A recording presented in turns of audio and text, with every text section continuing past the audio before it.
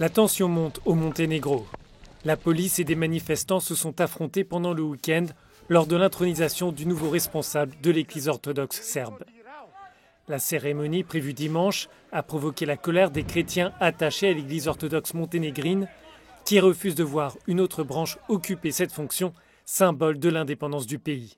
Plusieurs responsables des pays balkaniques voisins demandent la médiation de l'Union européenne et de l'OTAN. Pour l'ancienne vice-première ministre croate, cette situation rappelle les événements qui ont précédé la guerre dans les années 90. Cela pose la question de l'existence même d'un État souverain dans les Balkans occidentaux, dans cette région relativement instable.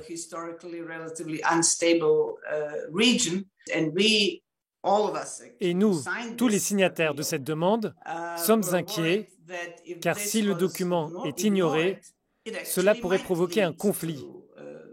En particulier parce que je pense que le Monténégro pourrait être considéré comme une arène pour une sorte de conflit politique par procuration, ou, disons, un affrontement politique entre la Russie et l'Union européenne.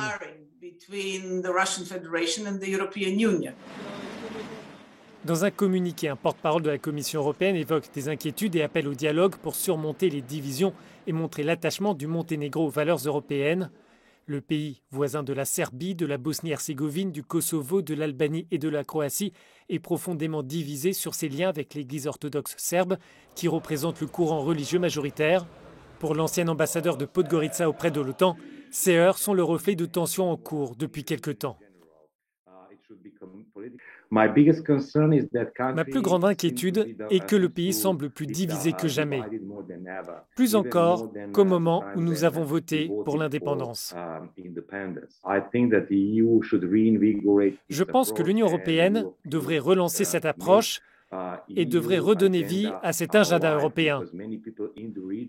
Car beaucoup de personnes dans la région pensent que l'adhésion européenne n'est pas pour demain, que c'est une impasse. Et donc, cela ouvre la porte à d'autres acteurs.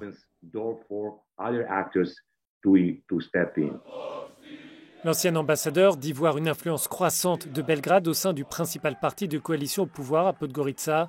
La présidence slovène de l'Union européenne tiendra le mois prochain un sommet entre les 27 et les Balkans occidentaux, avec pour objectif d'essayer de relancer et d'accélérer le processus d'élargissement.